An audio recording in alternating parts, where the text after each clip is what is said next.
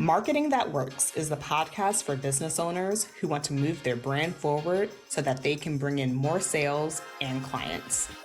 I'm Danielle Harris, and I'm bringing you what I know from more than 12 years of experience in traditional and online marketing. I have created marketing strategies for businesses of all sizes, from multi-million-dollar corporations to early-stage online businesses. Remember, some marketers chase fads. I believe in mastering the fundamentals. To market your business is to experiment. And honestly, that should be so exciting for you. The thought of, figuring out, does this message work? Or do people like this style of video? Or, oh my gosh, people love when I talk about this. That should truly light you up. Marketing is experimentation, and summer is the perfect time to get into that experimentation bag.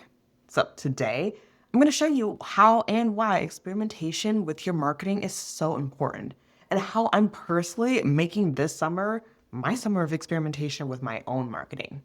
So let's break down what exactly is experimenting with your marketing and what does that look like? Because I'm sure in the past you've just tried stuff and called that experimenting. But let's go scientific method with this. Experimenting is truly just testing a theory. If you think that your reels would get shared more if you did tutorials, then you would test that theory by sharing 15 tutorials over 30 days.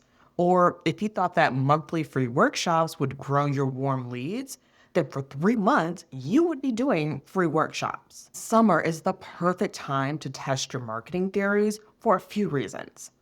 First, you're probably outside more. The sun has finally decided to come out, and you're likely doing more things that are unique to you. I'm from Detroit, solidly Midwest, and summertime energy is completely different than wintertime energy. The clouds are mostly gone, and it's the 3 months out of the year that I can go to bed without needing to wear a sweatshirt. The energy just hits different. And this is the perfect condition to start experimenting because you're outside living life. When you're at a concert or at a cookout, you will get ideas. Things that have been percolating in the back of your head for a long time, they will suddenly make sense and it will start to click. I know for me, when the sun came out and when I started traveling, things honestly just started to click for me in the direction that I wanted to go for my business and my marketing. It just made so much sense of what I wanted to do. All the pieces, they had been there this entire time, but I hadn't made the connection until now. So I'm going to be testing these theories that came out when the sun finally came out. And what I'm going to be doing is I'm actually going to be sharing it with you all if you join my email list. I'm going to take you behind the scenes of exactly what that looks like. But just know that the sun coming out, it makes all the difference. At the end of the day, summertime is just a great time for self-expression and putting new things out into the world. Now, that's not the only reason why summer is a perfect time to experiment with your marketing. The sun is not a good enough reason. It's a really good reason. I know it's not a good enough reason to convince you as to why now is the time to be experimenting. Let me tell you a couple other reasons. It's the perfect time to start experimenting with your marketing because other people are slowing down. Like I said, people are outside more. They're doing things. They're going to concerts, they're going to Italy. Other people are slowing down while on vacation from their businesses. But you're going to make this your summer of experimentation, and you're going to use this time to cook up some new things. Now, I want to be perfectly clear. I'm not saying don't take a break. I did not say don't enjoy yourself. I'm taking a vacation myself, but I'm still calling it the summer of experimentation. What I want you to do is realize that some people right now, they are creating content simply to make sure that they aren't ghosting their audience until August. You're going to be trying new things. You're going to be testing. Your marketing is not going to be about coasting. It's going to be about testing so that when the fall comes, you are already out ahead. You're going to be cooking up a competitive advantage. I remember when I was in the concrete industry, specifically when I was working on the Middle East project, things were slow in the summer. Mostly because it was just too hot to be doing any type of events or anything in Dubai. But during that time, we were planning. We were getting ready. Because we wanted to be ready when August and September came to come out with new ideas that we had been working on. And because we took that time during the summer to really think through a new direction, we weren't rushing for the last minute for new ideas come fall. That's the type of energy I want you all to have this summer. That same type of competitive advantage of testing, refining, and knowing exactly what works so that when everyone else is just like, okay, shaking off the summertime, let's try to think of something new, you're like already on it, okay? Now, the third reason summer is the perfect time for experimentation is because it gives you a chance to recommit to your goals. You might have realized that we are halfway through the year and you haven't really started working on the goals that you set back in January or February. Now, it's not too late to work on them. And actually, experimenting and trying new things will give you that spark and motivation that you need to really focus on making your goals happen. So many times I've had clients say, I just tried something and then it just ended up being the thing that worked and took me over the top to my goal. Trying new tactics, experimenting with styles, and doing that intentionally really helps you to detach from how you reach your goals.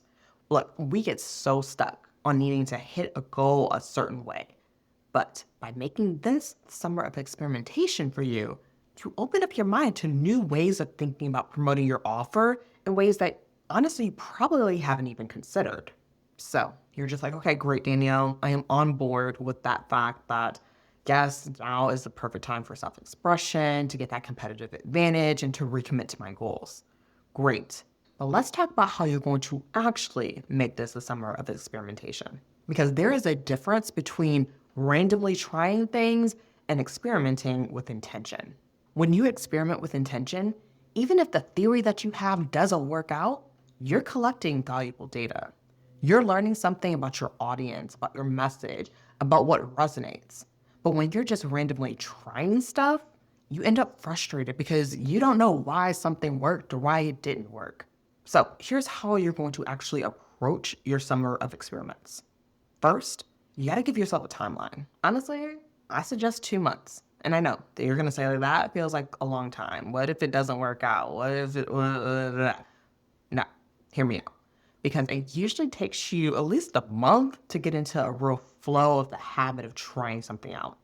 Think of the last 30-day challenge that you did.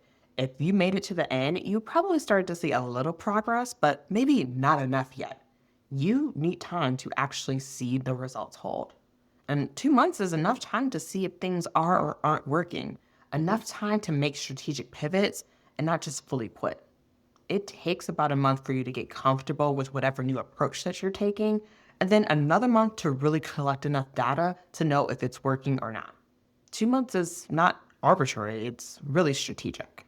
So once you come up with your time frame, the next thing that you're going to do is decide what you are actually testing, what you're actually looking for in your experiments. Are you testing a new content style? Maybe you've been doing mostly educational posts and you want to try sharing more behind the scenes content. Or are you testing a new platform? Maybe you've only been on Instagram and now you want to see what happens when you show up on LinkedIn or a podcast. Or are you testing a new way of how you talk about your offer? Maybe you've been focused on features and you want to talk more about the whole overall transformation. Pick one thing. Don't experiment with everything all at once. Because what happens is that when you experiment with too many things, you don't know what was the thing that actually caused it to work or not work. Now, when it comes to tracking, and of course, we have to track if we are experimenting, I don't want you to just look at things like likes and comments. Those are nice, but they don't tell you if your experiment is actually working for your business. Again, go back to what exactly am I testing?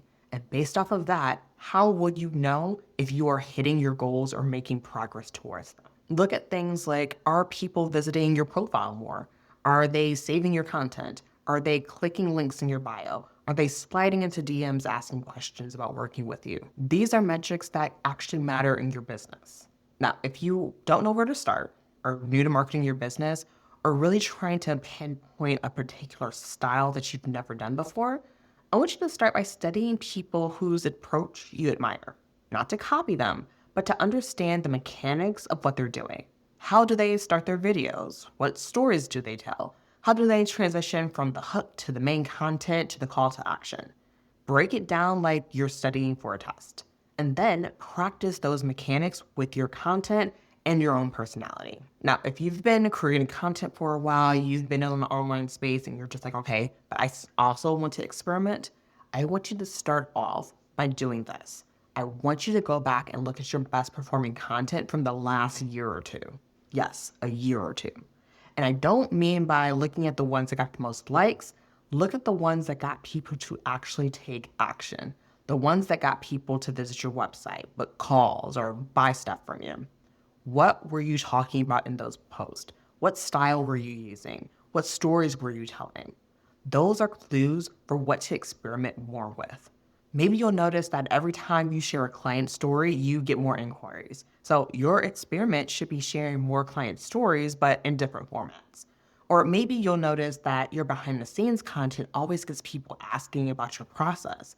So you should experiment with different ways of showing the behind the scenes of what it's like working with you. The key is to be intentional about it. So you're not just throwing content at the wall. You're testing theories about what your audience wants to see from you in order to get more conversions.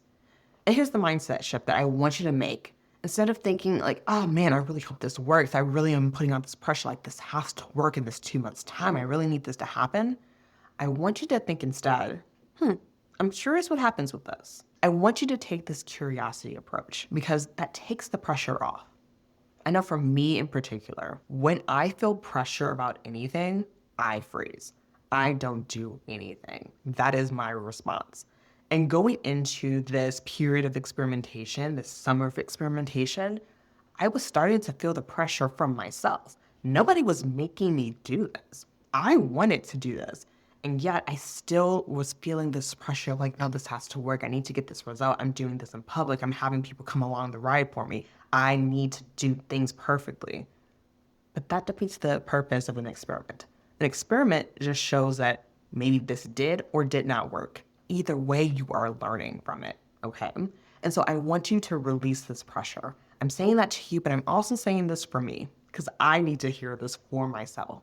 Take a step back. Be a little bit removed from it. The experiment working or not working does not mean anything about your ability as a coach, as a service provider, as a marketer, or anything.